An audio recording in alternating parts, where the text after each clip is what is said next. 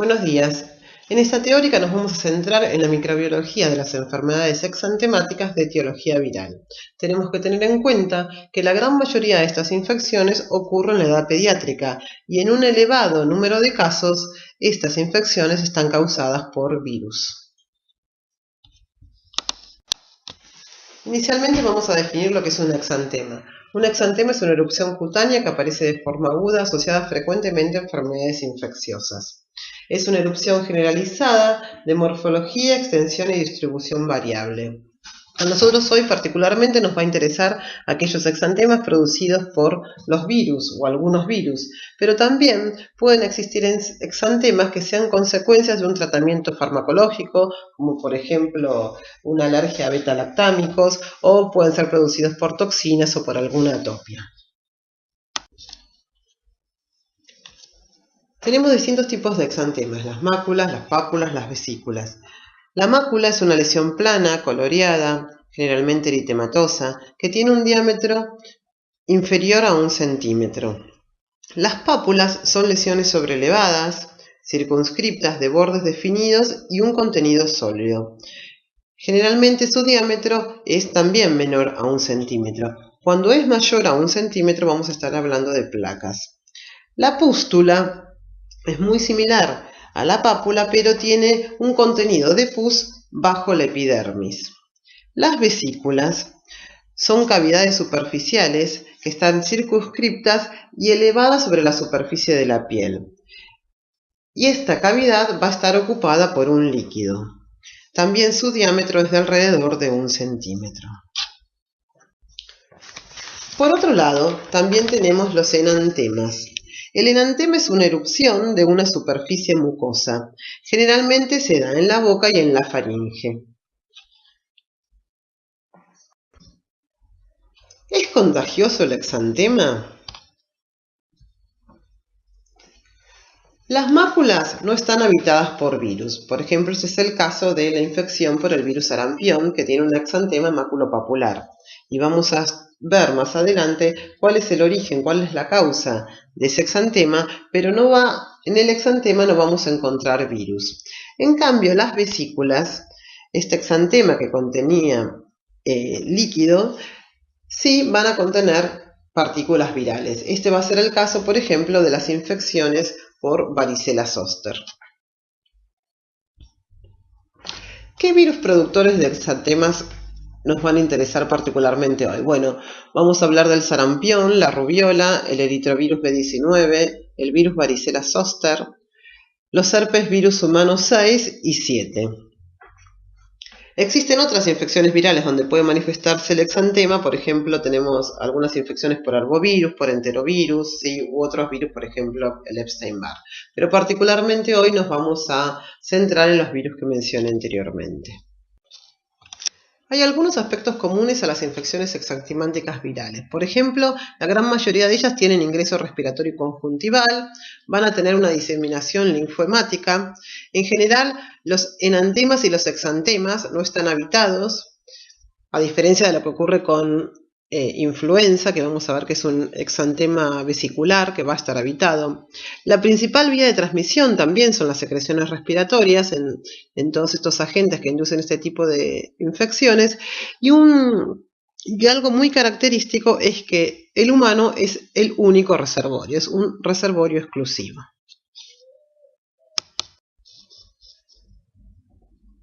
Vamos a iniciar con sarampión.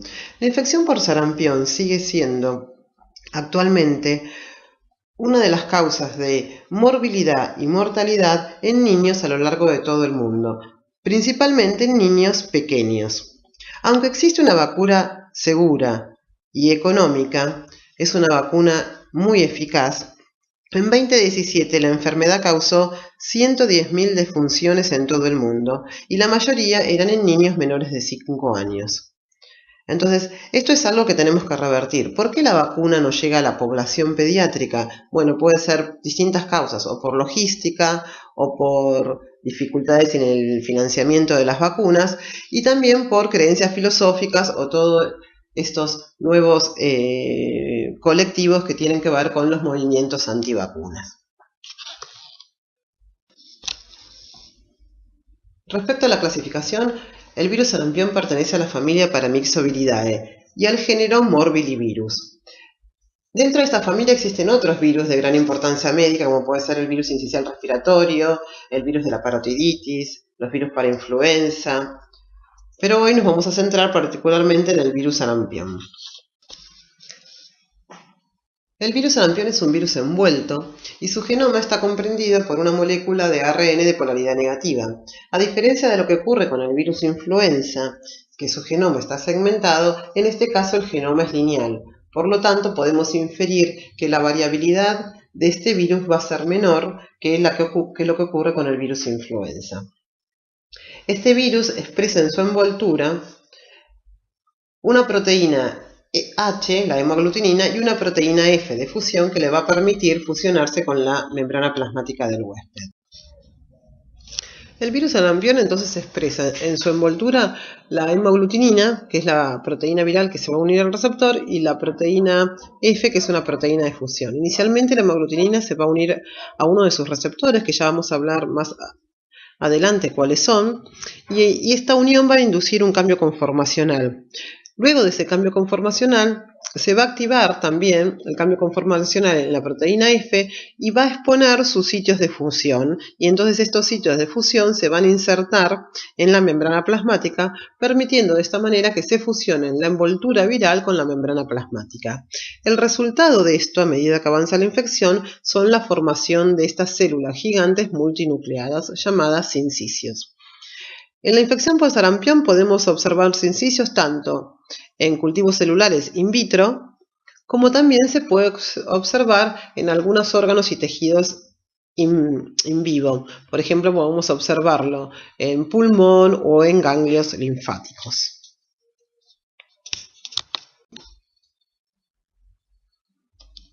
El virus sarampión se transmite por secreciones respiratorias. Y respecto a su epidemiología, podemos observar en la figura A que si graficamos el número de casos notificados de sarampión sobre los años, podemos observar un patrón característico donde hay ciertos picos, o sea, un aumento en el número de casos en ciertos momentos y en otros disminuye. Esto se debe al encuentro de poblaciones susceptibles. Cuando en una población hay muchos individuos susceptibles, entonces el virus va a infectar, dado que es altamente contagioso. Este virus se ha hecho un estudio que indica que una persona infectada es capaz de transmitir el virus entre 9 y 18 personas. Entonces, cuando en esa población se encuentran individuos susceptibles, este virus se disemina rápidamente y la resultante es que vamos a tener muchas personas infectadas. Ahora, en otros momentos, luego que sucede este fenómeno, vamos a tener un decaimiento en el número de casos de sarampión, y es porque en la población ya no quedan individuos susceptibles. ¿Cuál es la explicación de esto? Es que el virus sarampión, una vez que infecta a una persona, da inmunidad duradera de por vida. Entonces uno no puede volver a desarrollar esta enfermedad. A medida que avanzan los años, vemos que estos picos van disminuyendo, y eso también tiene que ver porque estas poblaciones empezaron a ser vacunadas en esta época.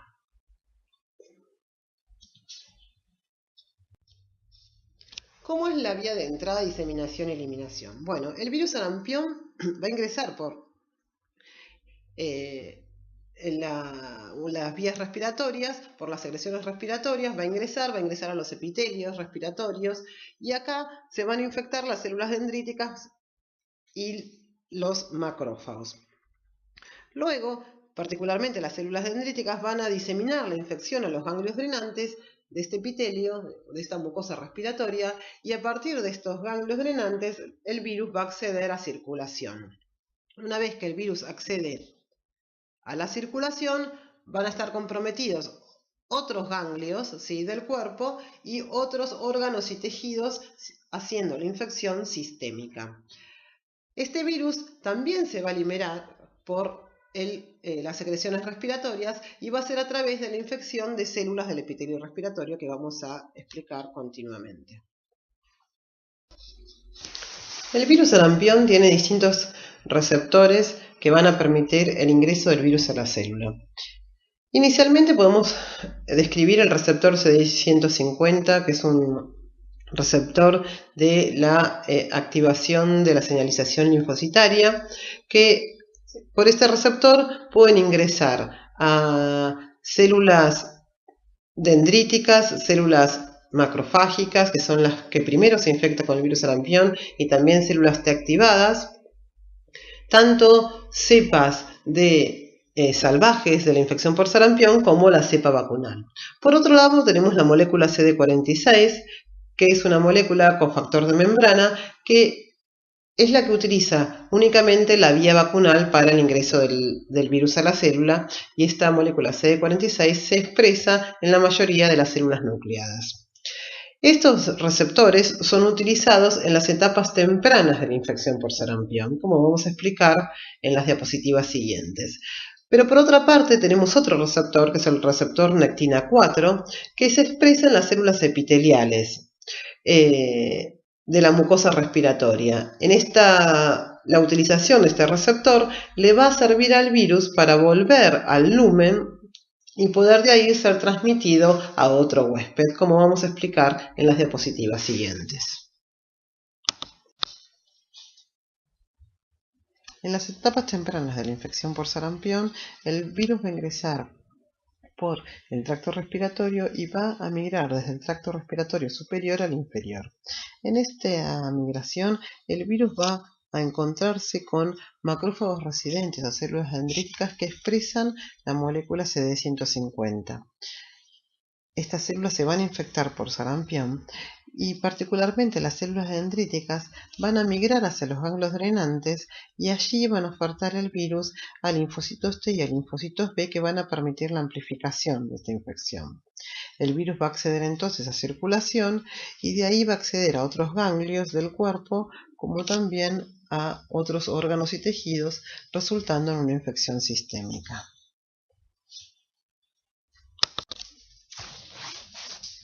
Tardíamente en la infección, el virus tiene que acceder a las células epiteliales que expresan el receptor nectina 4. Esta infección va a ocurrir a través del contacto de estas células con las células inmunes. Los linfocitos T y B que estaban infectados, igualmente que las células dendríticas, van a migrar hacia los tejidos del pulmón desde los vasos sanguíneos. Van a trasvasarse a través del tejido conectivo y van a llegar a la membrana vasolateral de estas células epiteliales. Es por allí que le van a ofertar el virus a estas células. El virus va a ingresar a la célula epitelial por el receptor nectina 4, va a ser replicación productiva, una infección productiva, y este virus se va a liberar hacia el lumen. De esta manera el virus puede ser transmitido a un nuevo huésped. Antes de la aparición del exantema, la infección por el virus sarampión va a cursar con un cuadro de fiebre y el característico triple catarro de sarampión. ¿A qué me refiero con triple catarro? Me refiero a un cuadro de conjuntivitis, congestión nasal y tos. El virus sarampión es un virus muy patogénico. ¿Por qué? Porque de la totalidad de personas que infecta, prácticamente el 100% de ellas van a manifestar la enfermedad por sarampión. En el gráfico B podemos observar que inicialmente tenemos entonces la aparición del triple catarro, que viene acompañado de fiebre. Seguidamente estos síntomas vamos a observar la aparición de las manchas de Koplik, que es este enantema que se da en el interior de la boca de los niños, que es un enantema que puede ser distinguido claramente por los pediatras. Posteriormente tenemos la aparición del exantema o rash. Este exantema en sarampión es un exantema maculopapular y está dado por una reacción de hipersensibilidad de tipo 4. El exantema es una respuesta de las células TCD4 sobre las células inmunes infectadas y sobre las células endoteliales de los vasos capilares. ¿Cómo es la respuesta inmune contra este virus? Bueno, la respuesta inmune es una respuesta efectora muy eficiente. De hecho, es tanto eficiente la respuesta celular como la respuesta humoral. Y va a conferir esta respuesta una inmunidad protectora de por vida. Por lo tanto, estos individuos no se pueden volver a infectar por sarampión, sumado que sarampión tiene un único serotipo. Pero paradójicamente, lo que podemos observar también es que hay un switch en la respuesta en los individuos infectados. Inicialmente tenemos una respuesta inflamatoria con la producción y expresión de citoquinas con este perfil, como por ejemplo interferón gamma, interleuquina 2, interleuquina 8. Pero luego hay un switch de esta respuesta hacia un perfil más TH2 y tenemos la producción de citoquinas como interleuquina 4, interleuquina 10, interleuquina 13 y una inhibición, por ejemplo, de interleuquina 2 en células dendríticas. Este contexto me está hablando de una inmunosupresión generalizada transitoria. Yo les comenté anteriormente que todavía hay casos de mortalidad en sarampión y esto se explica porque al tener este estado de inmunosupresión transitoria, favorece las infecciones secundarias.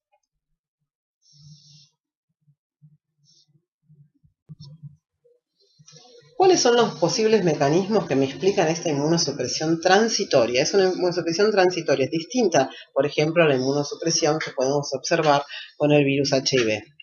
Entonces, en sarampión, ¿qué podemos observar? Inicialmente podemos observar, por ejemplo, una alteración en la funcionalidad de las células dendríticas. Estas células dendríticas van a expresar o van a producir menos interleuquina 12 y van a tener una defectuosa presentación antigénica. Lo mismo ocurre con la estirpe monocitos macrófagos. Por otro lado, se vio que en los linfocitos T tenemos inducida la apoptosis de estos linfocitos, hay una proliferación anormal de ellos mismos y las citoquinas que empiezan a producir estos linfocitos son citoquinas de un perfil más regulatorio TH2. Pues estamos hablando, por ejemplo, de interleuquina 4 e interleuquina 10. Acá podemos observar entonces el exantema maculopapular característico. Bueno, como bien lo dice acá, aparece primero en la cara y detrás de las orejas y luego se distribuye en forma centrífuga al tronco y a las extremidades. Y podemos observar una imagen de un niño que claramente se enfermó. Porque un dato característico también de sarampión es que es un virus muy patogénico. De todas las personas que se infectan con sarampión, prácticamente el 100% de ellas manifiestan la sintomatología y la enfermedad por sarampión. ¿Cuáles son las complicaciones de este virus sarampión? Bueno, las complicaciones más importantes pueden ser o las infecciones secundarias, ¿sí? Por ejemplo, una neumonía por sarampión, pero también tenemos otras como una queratoconjuntivitis, estomatitis, laringitis, otitis medias, y hay afecciones que su blanco de acción es el sistema nervioso central. Entonces vamos a tener encefalitis como una complicación importante de sarampión.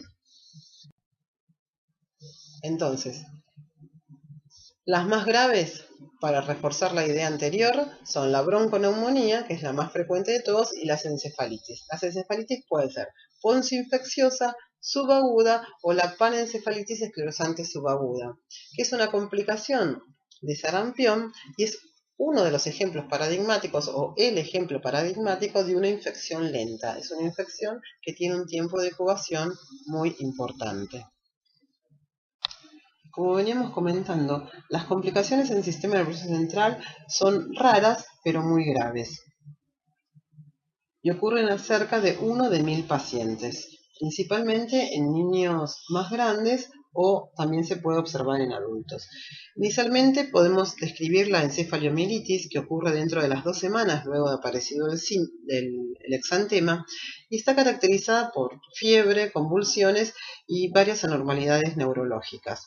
Lo que se observa en esta encefalomielitis es una demielinización y una inflamación, ¿sí? La respuesta inmune responde contra la proteína básica mielina. La ausencia de virus en el cerebro sugiere que esta encefalomielitis postsarampionosa es un desorden autoinmune disparado por el virus sarampión. Otras complicaciones en el sistema nervioso central, que ocurren meses o años después, están dadas por la encefalitis a cuerpos de inclusión y la panencefalitis esclerosante subaguda, los cuales están causadas por la infección persistente del sistema nervioso central por sarampión. La encefalitis por cuerpos de inclusión es una enfermedad rara, pero es fatal, y tiene complicaciones que están asociadas con la alteración o el deterioro progresivo neurológico, que afecta a individuos que tienen su inmunidad celular defectiva. La encefalitis por cuerpos de inclusión ha sido descrita en chicos con problemas renales y chicos trasplantados. Por otra parte, la encefalitis, la panencefalitis esclerosante subaguda es una complicación de sarampión que ocurre en alrededor de 1 cada 10.000 o 100.000 pacientes y está caracterizada por convulsiones y un deterioro progresivo del conocimiento cognitivo y de las funciones motoras, seguida de la muerte. También es una manifestación fatal del virus sarampión. La panencefalitis esclerosante subaguda ocurre principalmente o más a menudo en personas luego de los 2 años de edad, mayores de 2 años de edad. Por eso son tan importantes los programas de vacunación, porque no solo los programas de vacunación me impiden la manifestación o los síntomas primarios del virus sarampión, que pueden ser leves, sino también que me impiden el desarrollo de estas complicaciones.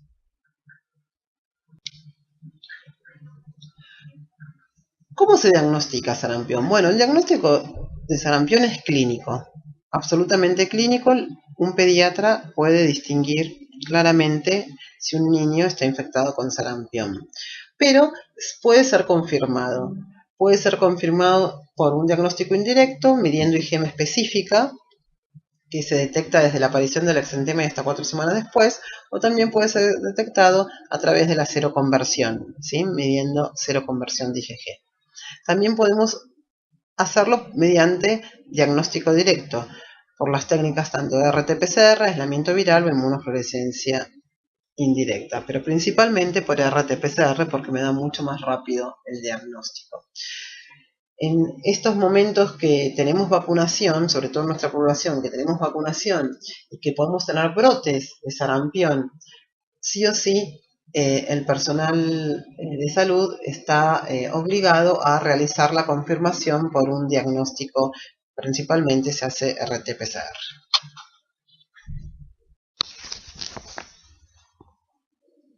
La mejor manera de prevenir el sarampión es la inmunización activa con la vacuna para sarampión. Esta vacuna, que data de 1965, es una vacuna virus vivo y atenuado. Preferencialmente se utiliza la vacuna de la cepa Schwarz. En nuestro país se administra junto con la vacuna de rubiola y con la de parotiritis. Entonces, tenemos la triple viral. La recomendación de la edad para la primera vacunación varía entre los 6 y los 15 meses.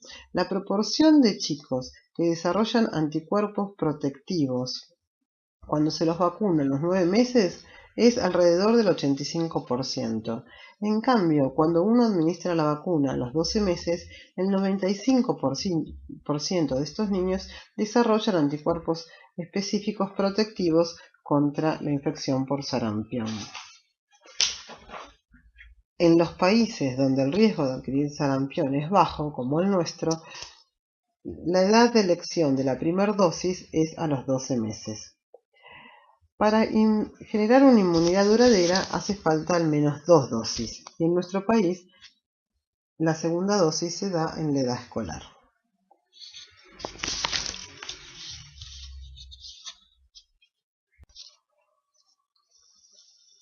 Hay mucha evidencia que demuestra que la vacuna es muy eficaz y segura. El gráfico que estamos observando, que grafica el número de casos sobre los años, podemos observar que el número de casos de sarampión a nivel global desde 1980 al 2017 ha descendido drásticamente. Y esto es inversamente proporcional a la cobertura de la vacuna, que es lo que podemos observar en la curva azul. Vamos observando que desde el 80 al 2017 cómo va aumentando la curva de cobertura de la vacuna. A su vez, también podemos demostrar cómo la vacuna evita las muertes por sarampión. Miren, en este gráfico observamos en la línea gruesa las muertes estimadas con vacunación, que están por acá abajo, ¿sí? Alrededor de 0,5 en el número de muertes estimada por millones, ¿sí? 0,5 millones de muertes. Sin embargo, las muertes estimadas en ausencia de vacunación ascienden alrededor de 1,7 millones, como se puede observar en este gráfico. Entonces, pintada el área en celeste son todo el número de muertes que se previnieron gracias a la vacunación. En el año 2018 se notificaron más de 12.000 casos de sarampión en la región europea. Y también en la región de las Américas, 12 países notificaron casos confirmados de sarampión. Y en 2 de ellos se reportaron defunciones por sarampión. Los países en la región de América fueron Brasil, Canadá, Chile, Colombia, Estados Unidos y Venezuela.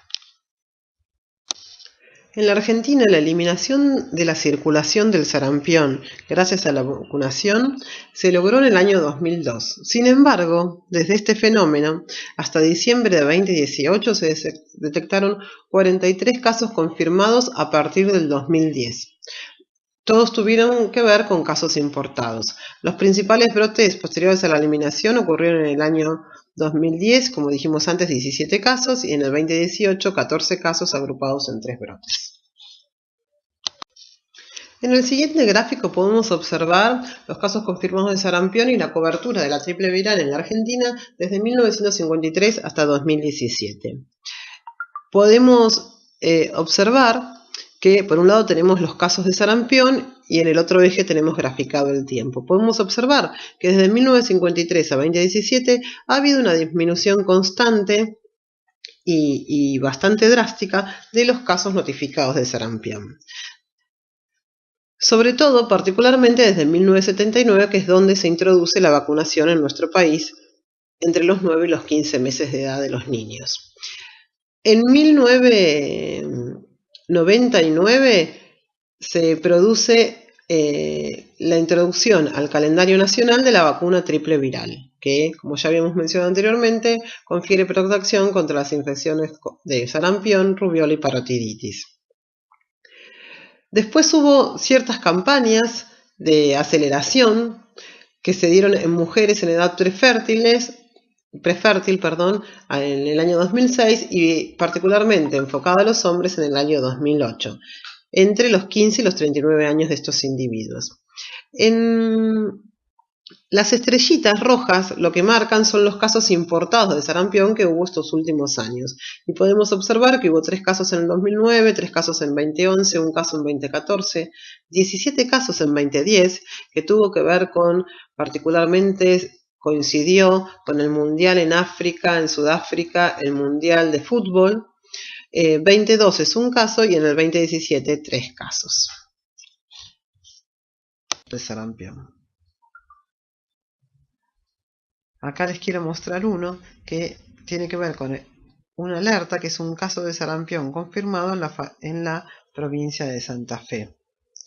Se trataba de un paciente de 35 años residente de la ciudad de Rosario, pero que tenía sin antecedentes de vacunación y que había viajado a Hong Kong, tomando un vuelo que tenía escalas en Vancouver y en Toronto. Finalmente se confirmó que este paciente tenía la infección por sarampión.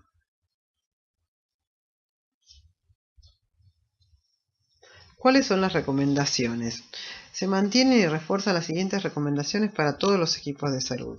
Inicialmente, verificar el esquema de vacunación completo para la edad. De 12 meses a 4 años deben acreditar una dosis de triple viral. Y los mayores de 5 años deben acreditar 2 dosis de vacuna con doble o triple viral después del primer año de vida. Las personas nacidas antes de 1965 no necesitan vacunarse porque son consideradas inmunes. Y por otro lado, hay que intensificar la vigilancia epidemiológica de los casos sospechosos de enfermedad febril exantemática. Como veníamos diciendo, actualmente hay brotes de sarampión, incluso en países del primer mundo donde su sistema de salud es bastante eficiente. Una de las explicaciones de estos son los colectivos antivacunas, grupos de personas que luchan, que pelean, que tratan de imponer una idea de que las vacunas hacen daño o que los efectos adversos comprometen la salud. Sin embargo, no hay ninguna evidencia científica hasta la fecha que apoye, que respalde estas aseveraciones. Otro punto a tener en cuenta es lo que sucede con la exclusión. ¿Qué significa? ¿A qué me estoy refiriendo? Me estoy refiriendo a que hay casos asociados a infección de sarampión que aparecen ligados a problemas sociales, a personas más vulnerables, a personas más humildes, a personas que no acceden a los sistemas de salud. Por eso es muy importante que todos los estados provean las vacunas y certifiquen y aseguren que la población respete los planes de vacunación.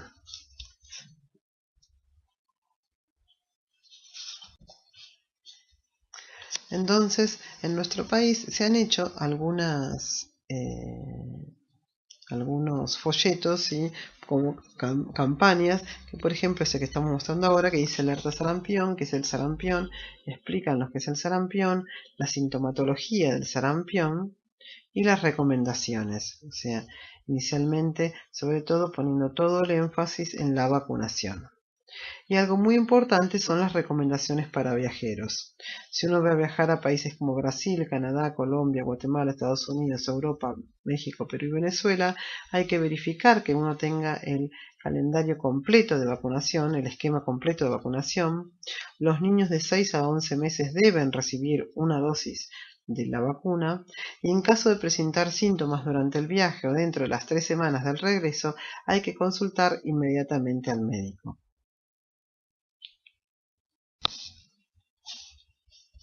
Para ejemplificar la importancia de cuando uno viaja a un país con casos autóctonos de sarampión, tuvimos un brote en nuestro país que tuvo que ver con el Mundial de Fútbol en el 2010 en África.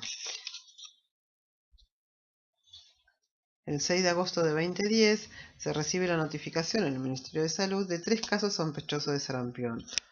El primero de un adulto de 31 años de edad que había viajado a Sudáfrica para presenciar el mundial. El segundo caso era su hijito de 15 meses y había un tercer caso sospechoso sin nexo con los anteriores, pero que también tenía un antecedente de viaje. Era un chico de 16 años, todos ellos residentes del partido de San Isidro. Ante esta situación, el Ministerio de Salud emite el alerta epidemiológico con el objeto de sensibilizar la sospecha clínica e implementar en forma oportuna medidas de prevención y control, dirigidas a evitar los casos sospechosos de sarampión. Entonces es muy importante uno tener en cuenta que cuando viaje a países donde hay casos de sarampión, controlar el esquema de vacunación. Para reforzar esta idea es muy linda esta gráfica que plantea que si uno visita otro país, proteja a su familia de sarampión. Entonces pensar en sarampión. Entonces te indica en qué países circula este virus. Entonces, antes de viajar, controlar sobre todo a los bebés y a los chicos si tienen o no tienen la vacunación, y después de viajar llamar al médico, contactarse con un médico si uno tiene fiebre y exantema durante las 3 semanas luego de volver del viaje, y describir obviamente el lugar donde uno viajó. Entonces lo importante para los viajeros es tener muy en cuenta, ¿sí?, pensar en sarampión. Bueno, ahora vamos a hablar del virus rubiola. Nos vamos a centrar en el virus rubiola como un virus capaz de producir una infección exantemática, pero también vamos a comentar un poco de su manifestación más importante, que es el síndrome de rubiola congénita, aunque esto se va a profundizar mucho en la teórica de congénitas, de infecciones congénitas. Continuamos con el virus rubiola. El virus rubiola pertenece a la familia Tobaviridae y al género Rubivirus. Este virus es un virus envuelto de ARN de simple cadena de polaridad positiva.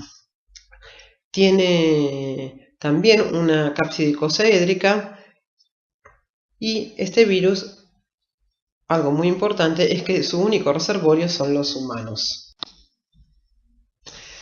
El virus rubiola va a acceder al organismo a través de la vía respiratoria. Este virus va a replicar en la nasofaringe y en los ganglios drenantes de estas mucosas respiratorias. Y a partir de acá va a migrar hacia circulación. Luego de una viremia primaria, este virus se va a diseminar en distintos órganos y tejidos. Y a partir de aquí vamos a tener una viremia secundaria de mayor cuantía. El virus entonces va a migrar a la piel y vamos a obtener el exantema característico maculopapular de la rubiola. Y por otro lado, también el virus se puede transmitir de la madre al hijo y puede acceder a partir de la viremia secundaria a la placenta. Y en esto sí, en los fetos de estas madres o en los niños de estas madres podemos tener el síndrome de rubiola congénita que vamos a describir más adelante. La máxima excreción del virus nasofaringea es 3 días antes y hasta 7 días después de la aparición del exantema. Entonces, este es el momento más importante donde la infección se puede transmitir a otro huésped. El virus rubiola congénita dijimos que iba a replicar en la nasofaringe y va a acceder entonces a una replicación tanto en el tracto respiratorio, después de como hablamos anteriormente, puede acceder a los ganglios drenantes, a la piel, a las articulaciones y se puede transmitir de la madre al hijo e infectar placenta o el feto. Entonces, las manifestaciones que vamos a obtener es tos o un dolor de garganta no tan importante. De hecho, uno puede visualizar la infección inicialmente observando el enrojecimiento de la faringe. En la piel vamos a observar las manifestaciones del exantema, este exantema maculopapular. Este virus puede cursar con linfoadenopatías, sobre todo hay linfoadenopatías posauriculares, suboccipitales y laterocervicales. También este virus induce la formación de inmunocomplejos que se pueden depositar en las articulaciones y podemos tener artralgia, también podemos tener artritis. Y bueno, y dijimos que el rubiola se transmite de la madre al hijo y puede generar placentitis o daño fetal. ¿Cómo es el curso de infección? Si uno evalúa los días de evolución de la enfermedad, inicialmente la infección por el virus rubiola va a cursar con linfoadenopatías y un malestar que es mucho más importante en adultos que en niños. A los 4 o 5 días de evolución de la enfermedad vamos a tener la aparición del exantema, que generalmente viene acompañado con fiebre y también viene acompañado con conjuntivitis y síntomas de resfriado.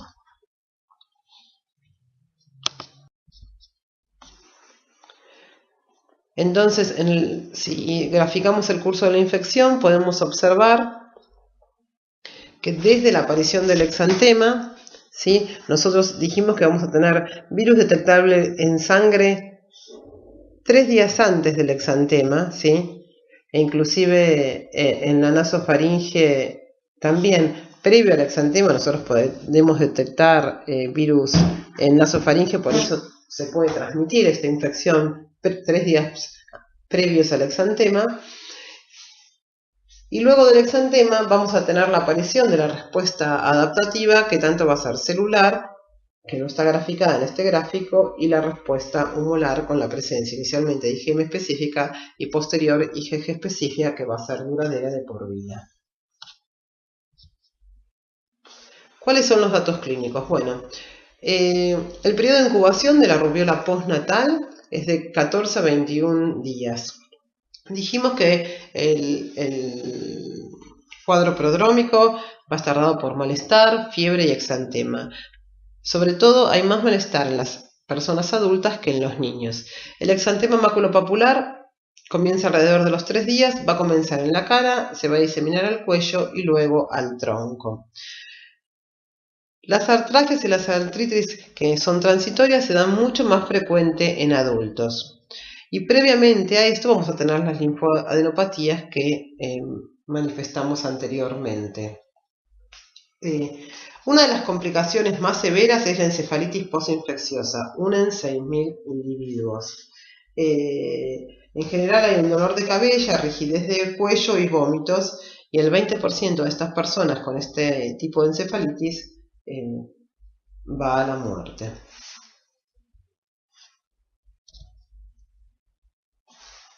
¿Cómo es el síndrome de rubiola congénita? Bueno, en la rubiola congénita, que es la consecuencia más grave de la rubiola, o sea, absolutamente grave, la madre va a adquirir la primoinfección durante el primer trimestre de embarazo y los bebés pueden tener como manifestaciones, como las resultantes de esta infección por rubiola, además de placentitis en la madre, pérdida de visión, ceguera, pérdida de audición, patologías cardíacas, discapacidad cognitiva y parálisis cerebral. O sea, es una infección muy pero muy grave. Ya ustedes van a profundizar estos conocimientos en la teórica de infecciones congénitas, pero lo que le podemos ahora comentar es que el virus va a atravesar e infectar la placenta, por eso puede tener placentitis, va a replicar en los tejidos fetales y va a causar la muerte celular e interrumpir el crecimiento y alterar la diferenciación celular. Por eso hay mucho mayor daño durante el primer trimestre de embarazo. En estas células podemos observar necrosis de células tanto del cito como del sincicio trofoblasto, anormalidades mitocondriales y disrupción del citoesqueleto. Entonces, en conjunto, todas estas alteraciones pueden causar las malformaciones que nombramos anteriormente y, como última y muy grave complicación, el aborto. En la siguiente diapositiva, la tabla muestra las anormalidades asociadas con la rubiola congénita, con el síndrome de rubiola congénita. Podemos observar que tenemos distintos tipos de defectos, por ejemplo, defectos oculares, defectos cardíacos, defectos en el sistema nervioso central y otros defectos menos específicos como puede ser el retraso en el crecimiento. Si uno analiza el riesgo de adquirir rubiola durante el embarazo, podemos observar que va a depender de cuándo la mamá tenga su primoinfección. Entonces, si la primoinfección materna es anterior de las 10 semanas, el 90% de los niños nacidos de estas mujeres van a nacer con algún defecto de estos nombrados anteriormente. En cambio, a medida que vamos avanzando en el embarazo, si la mujer adquiere su primoinfección, tiene su primoinfección en etapas más tardías del embarazo, el riesgo de que los bebés nazcan con defectos decrece drásticamente.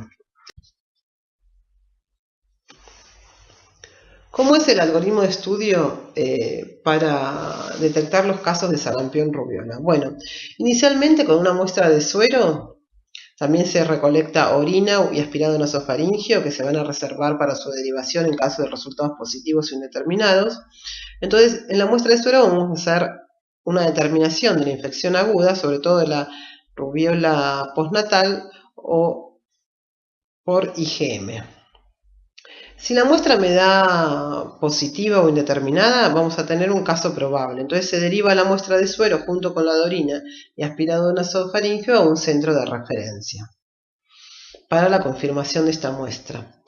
Entonces se confirma y si da negativas, se va a actuar como el algoritmo de una muestra negativa, que lo vamos a describir más adelante, y si da positiva, se confirma esta determinación por PCR. Si la PCR da positiva, es un caso confirmado, y si da negativa, se solicita una segunda muestra de suero 14 días después de la primera, para evaluar una seroconversión. Si seguimos el algoritmo y luego, del paso que la IgM me había dado negativa, pueden pasar dos eventos distintos. Si la muestra es de más de 5 días post-exantema, es un caso descartado. O sea que si me da negativa el IgM y la muestra es de más de 5 días post-exantema, yo digo que este paciente no está infectado con rubiola. Ahora, si la muestra es menor, fue tomada antes de los 5 días post-exantema, sigue siendo un caso sospechoso no conclusivo. Entonces se le refiere al paciente que se debe tomar otra muestra a partir del 5.º día del exantema.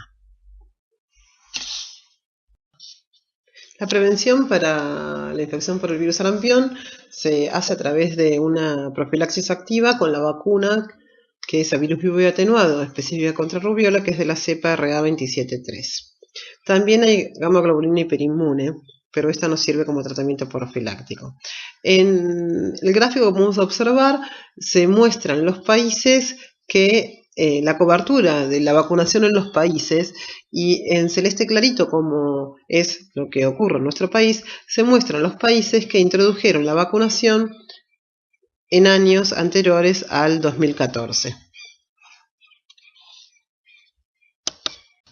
La siguiente tabla muestra la vigilancia epidemiológica de los virus sarampión y rubiola, de la circulación de los virus de sarampión y rubiola en las Américas. Y podemos observar, particularmente en el caso de rubiola, que no se observan en las Américas hasta el 28 de enero de 2018 ni casos importados ni relacionados con la importación, ni adquiridos en los países, ni desconocidos de infecciones con rubiola. Sin embargo, en nuestro país, hasta junio de 2019 hubo al menos la confirmación de 2 casos. Uno de una persona adulta de 33 años, un extranjero que manifestó y se confirmó la infección por rubiola, y luego un niño de 7 años de la ciudad de Buenos Aires que no presentaban antecedentes de vacunación. Y también se confirmó la infección por rubiola.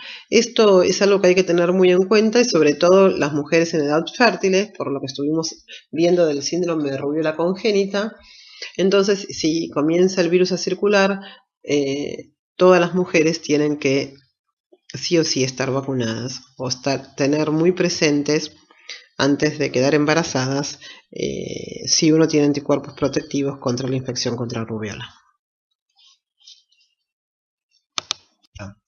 En el caso de las campañas, además de recibir la triple viral tanto a los 12 meses de edad como en la edad preescolar, se hacen campañas sobre todo para que las mujeres obtengan la vacuna, sobre todo sarampión rubiola, antes o en la edad fértil, ¿sí? En la edad fértil. Sin embargo, se ha visto, por ejemplo, que a pesar de que esta vacuna es efectiva, en el año 2013 en Japón hubo una epidemia de 11.000 casos de rubiola, y el 70% de los individuos que habían adquirido la infección eran varones de entre 20 o 30 años. Entonces, frente a estos datos, se decidió no solo hacer campañas para que se vacunen las mujeres en edad fértil, sino también para que se vacunen los hombres. Por eso en nuestro país también hubieron campañas de este estilo. Acá tenemos unos afiches que muestran que también inducían o invitaban a los varones a que se vacunen. Y hasta acá, bueno, llegamos con la infección de rubiola. Ahora vamos a centrarnos en el eritrovirus B19 o parvovirus B19. Este virus es el agente etiológico de la quinta enfermedad exantemática, o también llamada el megaloeritema infeccioso. Este virus debe su nombre a que tiene un pronunciado tropismo por células precursores de los eritrocitos. Y un dato característico es que este virus infecta exclusivamente a los humanos. El eritrovirus B19 es un virus que se disemina por todo el mundo, tiene distribución mundial. El reservorio del virus lo representan los niños y adolescentes de entre 4 y 15 años. La seroprevalencia de este virus se incrementa con la edad. El 15% de los niños preescolares, el 50% de los adultos jóvenes y el 85% de los ancianos presentan anticuerpos específicos contra este virus. Este virus induce la infección por el virus virus B19 induce inmunidad de por vida en los individuos inmunocompetentes. El patrón de transmisión es estacional. Se da más frecuentemente en invierno y en los inicios de la primavera.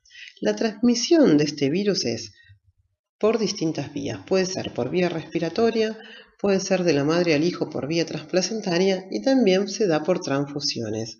¿Por qué por transfusiones? Porque este virus hace una importante viremia en la infección aguda.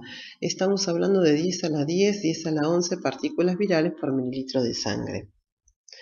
Ahora bien, a pesar de la alta prevalencia, la viremia o la presencia de ADN viral es rara en individuos sanos luego de que ocurrió la infección aguda. La frecuencia de BD19 en los bancos de sangre se estimó en tasas que varían entre 1 en 167 a 1 en 35.000 individuos.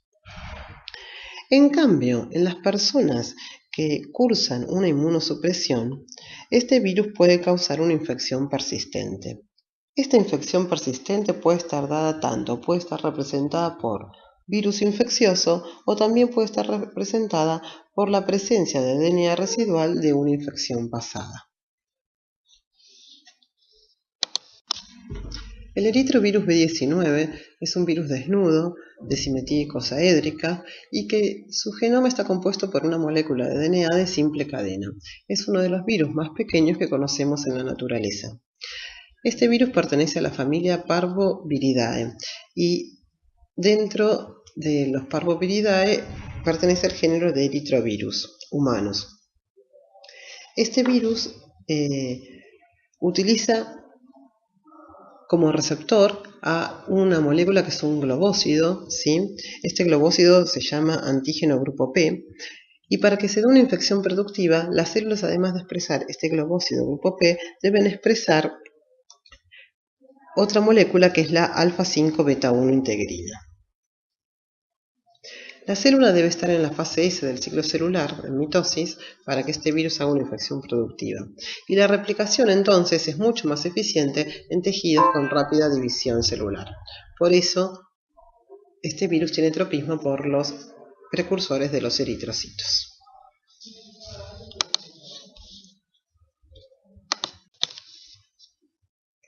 Respecto a la patogenia podemos decir que este virus es transmitido por vía respiratoria y por secreciones orales, también mismo que se puede transmitir de la madre al hijo y por transfusiones sanguíneas. El virus va a infectar precursores de eritrocitos en la médula ósea, ¿sí? Que están dividiéndose mitóticamente. Este virus presenta dos fases. La primera fase es una fase similar a los síntomas de la gripe, que el virus se va a transmitir durante la sangre y hace viremia. Como explicamos anteriormente, la viremia es muy pero muy importante. Y en la segunda fase ya vamos a observar sintomatológicamente el exantema maculopapular eritomatoso. También podemos observar la artralgia y la artritis, que está causada por los inmunocomplejos circulantes. Como este virus tiene una altísima viremia, todos esos anticuerpos que se generan contra la infección se van a complejar y estos anticuerpos acomplejados pueden depositarse, por ejemplo, en las articulaciones.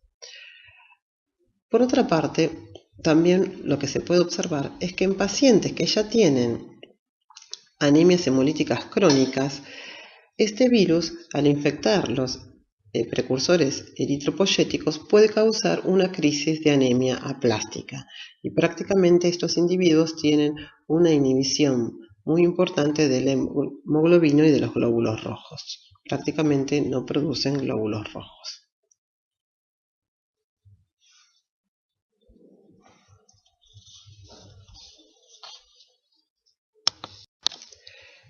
Este virus puede cursar de manera asintomática o sintomática. El 50% de estas infecciones son subclínicas y el otro 50% observamos manifestaciones clínicas, es una infección sintomática. En los niños, particularmente, este virus induce eritema infeccioso o la quinta enfermedad exantemática, que es el mal de la cachetada. Esta imagen que mostramos acá es muy característica de la infección. Es un niño claramente como si le hubiesen pegado una cachetada. ¿Sí? Es el megaloeritema infeccioso. A su vez, este virus en pacientes con anemias hemolíticas crónicas puede causar crisis de anemia plástica. Entonces, estos individuos tienen una disminución muy importante de la hemoglobina y cursan con anemia. Por otra parte, por el depósito de inmunocomplejos, como dijimos anteriormente, este virus puede causar artralgia y artritis. En los inmunosuprimidos, este virus puede inducir infección persistente y también este virus se transmite de la madre al hijo, generando como sintomatología, anemia congénita, hidropesía fetal y en los casos muy graves, aborto.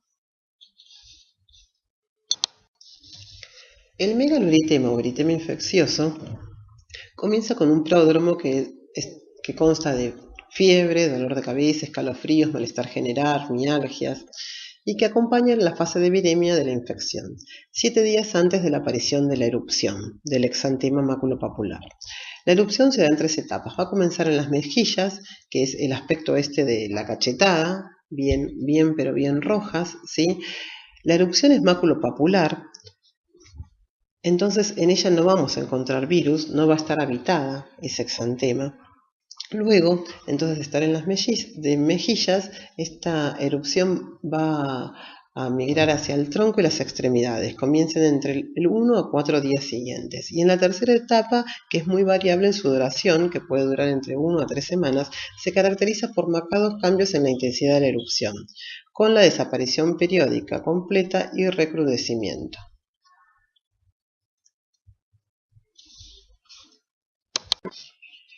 ¿Cómo es la historia natural de la infección? Si uno evalúa los marcadores clínicos, ya habíamos comentado que este virus presenta 2 fases. Inicialmente vamos a tener una fase de síntomas más inespecíficos, parecidos a los de la gripe, fiebre, dolor de cabeza, mialgias, y luego una segunda fase más característica de la infección por eritrovirus B19, donde vamos a obtener el exantema característicos y las artralgias, particularmente en adultos. Durante la infección aguda uno puede encontrar una elevada carga viral, o sea, la presencia de DNA viral en suero. Esto está acompañado de una disminución de los valores de la hemoglobina y de los glóbulos rojos, que a medida que pasa el tiempo se va normalizando. Sin embargo, en algunos pacientes inmunocompetentes se ha observado la presencia de DNA viral en suero por meses y también por algunos años. Esta presencia de DNA viral en suero puede explicar en estos pacientes algunas manifestaciones como, por ejemplo, fatiga, fiebre, artralgias y mialgias.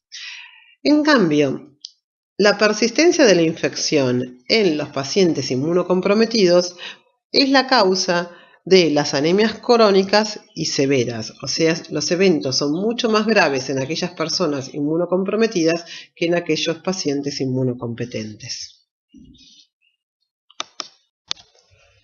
El diagnóstico de esta infección es clínico, pero a su vez se puede confirmar por un diagnóstico indirecto o un diagnóstico directo. El diagnóstico indirecto se puede confirmar mediante la medición de IgM específica o la seroconversión de IgG, de anticuerpos totales, y el diagnóstico directo se puede confirmar mediante la técnica de PCR. Como dijimos anteriormente, el eritrovirus B19 se puede transmitir de la madre al hijo por vía transplacentaria. El virus infecta el endotelio capilar de la placenta y genera la destrucción de los precursores eritrocitarios. La infección de la madre a hijo tiene una tasa de transmisión del 30% y un riesgo asociado de que el bebé presente una patología de entre el 5 y el 10%. La transmisión vertical se da en el primer y segundo trimestre de embarazo, que es cuando el antígeno P, el receptor del eritrovirus B19, está expresado en la placenta. Luego, en los últimos meses del embarazo, la expresión de antígeno P en la placenta disminuye, por lo tanto también disminuye la probabilidad de transmisión de la infección. Este virus puede causar anemia, hipoalbuminemia, inflamación del hígado, posible miocarditis, por eso insuficiencia cardíaca, y también puede inducir el desarrollo de hidropesía fetal. La hidropesía fetal es un edema grave donde sale líquido de la sangre y va hacia los tejidos, piel y cavidades, y este fenómeno pone en riesgo la vida del bebé. El riesgo o la tasa de adquisición de esta patología es alrededor entre el 2 y el 5%. En los casos graves también podemos observar que el parvovirus B19 induce aborto fetal.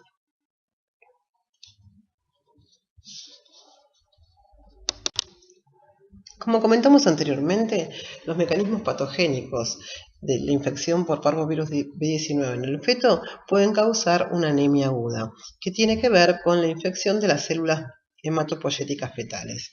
En el embarazo temprano, en las primeras etapas del embarazo, la hematopoiesis ocurre en el hígado y más tardíamente se da un switch, un cambio, y va a ocurrir en la médula ósea. La anemia se puede resolver espontáneamente o puede proceder a causar una falla cardíaca y el desarrollo de hidropesía fetal. En algunos casos más raros podemos observar el aborto. El virus también puede infectar corazón y por lo tanto puede causar la miocarditis y fallas cardíacas.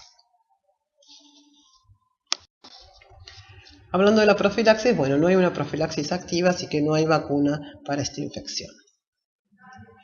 Y en los bancos de sangre no se detecta los anticuerpos. Cuando uno va a donar sangre no se detectan los anticuerpos específicos para parvovirus 19 porque la prevalencia en la población general es muy pero muy alta. Seguidamente vamos a hablar entonces de los herpes virus. Algunos virus que pertenecen a esta familia también generan exantemas. Los que nos vamos a centrar en esta clase van a ser los virus varicela zoster y el herpes virus humano 6 y el herpes virus humano 7. Todos los herpes virus son virus envueltos, ¿sí? Que su genoma está compuesto por una molécula de DNA doble cadena. En la envoltura están expresadas sus glicoproteínas y abajo de la envoltura tenemos una estructura que se llama tegumento, que es un material amorfo que rodea la cápside. Inicialmente nos vamos a centrar en el varicela zoster, que es, como ya me imagino que aprendieron bastante, en micro 1 estamos hablando de un único virus, ¿sí? La primera infección es la varicela y la reactivación es el zoster. Son dos enfermedades y un único virus. Este virus tiene una distribución mundial. El hombre es el único reservorio. La prevalencia de esta infección es muy importante. Antes de la vacuna, que ahora actualmente tenemos una vacuna que en nuestro país se vacuna a los 12 meses de edad, el 80-90% de los niños de 12 años presentaban anticuerpos específicos. Esta infección o este virus tiene un patrón estacional. Se da más frecuentemente en invierno y en primavera, similar a lo que ocurría con el eritrovirus B19. La infección por varicela es una infección muy pero muy contagiosa. La transmisión es a través de las secreciones respiratorias y del líquido de las lesiones cutáneas por contacto directo con la lesión.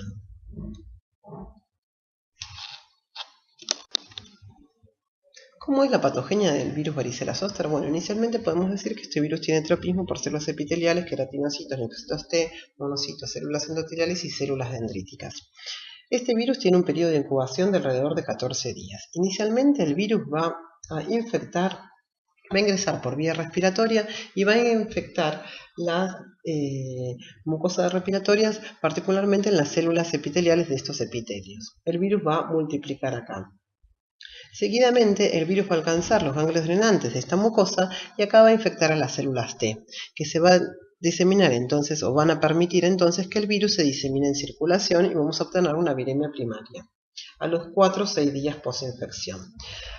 A partir de esta viremia primaria, el virus se va a diseminar por el tejido retículo endotelial y va a alcanzar el hígado, el vaso y el tracto respiratorio. Seguidamente tenemos una viremia secundaria, más o menos 14 días posinfección, y el virus va a alcanzar las superficies nasofaringeas y la piel. En la piel es donde vamos a observar el exantema característico de esta infección, que es un exantema vesicular. En estas vesículas que van a estar contenidas de líquido, en este líquido vamos a tener una alta carga viral, y entonces es muy importante porque es una vía de transmisión. Este virus además va a ser latencia en las neuronas de los ganglios sensoriales, tanto de la raíz dorsal como también de los nervios craneales, como vamos a comentar en la siguiente diapositiva. Entonces, continuando con la patogenia, como mencionamos recién, el virus va a ingresar por el tracto respiratorio. Va a hacer una replicación en las células epiteliales de la mucosa respiratoria y esta replicación local va a ser seguida por la diseminación del virus a las amígdalas y a otros tejidos linfoides regionales, donde este virus va a obtener acceso a las células T. Luego, estas células T infectadas van a transportar el virus hacia la circulación y van a migrar hacia la piel. Y es acá donde se va a iniciar entonces la formación de la lesión cutánea, se va a formar la vesícula. Las células T también pueden migrar hacia los ganglios dorsales y acá el virus puede hacer latencia. Otra manera que el virus llegue a los ganglios dorsales es a través de las inervaciones nerviosas desde la piel infectada, desde estos queratinocitos infectados, y por un transporte retrógrado van a alcanzar el núcleo de estas neuronas del ganglio dorsal y también podría ser de los nervios craneales. El virus entonces acá va a hacer latencia. Cuando se produce una reactivación, que generalmente se da en una edad avanzada o en un paciente inmunosuprimido, o en pacientes que están viviendo una situación de estrés importante, el virus se va a reactivar y por transporte anterógrado va a alcanzar nuevamente el dermatoma, o sea, el virus va a reactivar y generalmente va a causar lesiones en el dermatoma que está inervado por el ganglio sensorial que había sido afectado.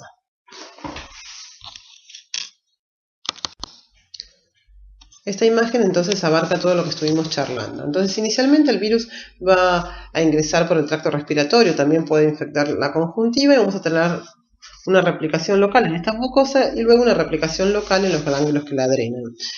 Alrededor del día 5 vamos a obtener la viremia primaria y el virus por circulación va a acceder a otros órganos, por ejemplo el hígado y el vaso. Luego, a partir de una viremia secundaria, el virus va a acceder a la piel y alrededor del día 15 vamos a obtener entonces la visualización de este rash particular de varicela zoster que son las vesículas. Se va a activar la respuesta inmune innata y vamos a tener una fuerte respuesta de interferón de tipo 1 y células NK. Y cuando obtenemos alrededor del día 18-20 la aparición de las células T específicas contra varicela zoster, esta aparición o este pico en estas células T va a coincidir con la resolución de las lesiones en la piel. Y además, esta respuesta adaptativa celular va a estar acompañada por la respuesta humoral y vamos a también obtener anticuerpos contra el virus varicela zoster. Contrariamente a lo que se pensaba en épocas pasadas, las reactivaciones del virus varicela zoster son frecuentes y ocurren subclínicamente en muchos casos, o en la mayoría de los casos. Si nosotros graficamos el nivel de resistencia del huésped a la infección por varicela sobre la edad de los individuos, podemos observar que inicialmente y luego de obtener la infección aguda por varicela y las manifestaciones clínicas de esta infección aguda, vamos a observar reactivaciones periódicas. La función de estas reactivaciones va a ser que van a activar a la respuesta de memoria y van a mantener la inmunidad. Sin embargo, la inmunidad decrece con la edad. Y es lo que se puede observar entonces que en algunas personas, sobre todo en personas mayores de 60 años, entonces esta reactivación deja de ser subclínica y tenemos la manifestación del zóster. ¿Cómo es el exantema? Bueno, anteriormente dijimos que el exantema tenía un periodo de incubación entre 10 y 21 días, dijimos que las células T van a migrar hacia la piel y alrededor del día 15 vamos a obtener la aparición del rash. Anterior a esto, a la aparición de este rash, las personas infectadas con varicela van a manifestar fiebre, malestar general, dolor de cabeza, dolor abdominal. ¿Cómo son las lesiones? Las lesiones son muy características, se describen como una gota de rocío sobre un pétalo de rosa. Van a aparecer inicialmente en la piel cabelluda, posteriormente en la cara y luego en el tronco. Son máculas eritematosas muy proliginosas, pican mucho y se van a convertir luego en pápulas, luego en vesículas y luego en costras. Y una cosa característica también de esta infección es que vamos a ver lesiones en distintas fases de evolución. Algunas pueden estar en la fase de pápulas y otras ya en la fase de vesículas u otras en costras, ¿sí? Eso también es muy característico de la infección por varicela. ¿Cuáles son las complicaciones de este virus? Bueno, las más comunes entre los niños de 1 a 9 años de edad son infecciones bacterianas secundarias, neumonía por varicela en adultos o neumonitis. También se ha descrito la meningoencefalitis como una complicación y la morbilidad del sistema nervioso central es más alta entre los pacientes menores de 5 años y los mayores de 20 años de edad. Cuando la infección por varicela, la infección primaria por varicela, es adquirida por una persona mayor de edad, por un adulto, es mucho más grave que cuando se adquiere en la infancia. El zóster ocurre principalmente en pacientes mayores de 60 años, donde ya, como hemos visto, la inmunosenescencia es muy característica y se dan eventos donde la inmunidad decrece. También se ha visto en pacientes con inmunosupresión, por ejemplo, pacientes con HIV, pacientes con leucemia, con Hodgkin. La complicación más frecuente es la neuritis aguda y neuralgia postherpética, porque es una infección muy pero muy dolorosa. En pacientes mayores se ha visto que inclusive pueden tener estos eventos, ¿sí?, de mucho dolor que están inducidos por esta neuralgia postherpética hasta incluso un año después o varios meses después de la manifestación del zóster. En pacientes inmunocomprometidos el mayor riesgo es la diseminación, especialmente en vísceras. Es muy pero muy importante. ¿Cómo es el diagnóstico de la infección por el virus varicela zoster? Como en infecciones pasadas, el diagnóstico es clínico, pero también se puede confirmar mediante un diagnóstico directo. Podemos tener la detección del ácido nucleico viral tanto en muestras de suero, líquido cefalorraquídeo, aspirado nasofaringio o en algunas biopsias. Y también podemos hacer la detección de antígenos virales por inmunofluorescencia indirecta. ¿Cuál es la profilaxis? Bueno, actualmente tenemos una vacuna de la cepa OCA, que es a virus vivo y atenuado, y se da a los 12 años. Se puede aplicar junto con la triple viral. También existe tratamiento y el tratamiento es el aciclovir. Seguidamente vamos a centrarnos en los virus herpes virus 6 y herpes virus 7. Estos virus tienen una distribución mundial. Principalmente las infecciones por estos virus, que son también pertenecientes a la familia de herpes viridae, se da en primavera. Los herpes virus humanos 6, tenemos el herpes virus humanos 6A y B, son dos virus que están cercanamente relacionados. Pero estamos hablando de dos virus que los podemos diferenciar tanto por sus características biológicas, inmunogenéticas o epidemiológicas. El 90 al 99%, podríamos decir el 100% de la población adulta, ha tenido contacto con ambos virus. Estos virus hacen latencia y se reactivan principalmente en situaciones de inmunosupresión, en individuos trasplantados también por el mismo fenómeno y también durante el embarazo. Las células susceptibles de infección por este virus, los blancos principales son las células TCD4, pero también pueden infectar monocitos, macrófagos, células de la glía. Estos virus hacen latencia, principalmente en la estirpe monocito macrófago, pero también se ha visto que puede hacer latencia en células T y en precursores de médula ósea. La transmisión se va a dar principalmente por saliva, porque este virus puede infectar también las glándulas salivares. Y entonces esta va a ser la principal vía de transmisión. Y también la leche materna, como también transmisión de la madre al hijo. Este virus también puede integrarse en los cromosomas e incluso puede integrarse en las células germinales. El 1% de la población se ha visto, se han hecho estudios y se ha determinado que este virus esté integrado. Esta también es una vía de transmisión de la madre al hijo. También tenemos transmisión iatrogénica, que puede ser a través de productos sanguíneos o trasplante de médula ósea u órganos trasplantados. ¿Cómo es la patogenia de este virus? Bueno, estos virus pueden infectar, entonces dijimos, células T, y se van a diseminar esta infección a otros órganos y tejidos, entre ellos las glándulas salivares, siendo por lo tanto la saliva la ruta más probable de transmisión. En los individuos sanos o en los niños sanos, este virus va a permanecer en los ganglios linfáticos drenantes y en las glándulas salivares, entonces van a continuar replicando asintomáticamente. La reactivación se va a dar en individuos inmunocomprometidos, que pueden ser tanto pacientes con SIDA o pacientes trasplantados. La reactivación puede ocurrir en cerebro, pulmón, corazón, riñón y tracto digestivo, en cualquiera de estos lugares.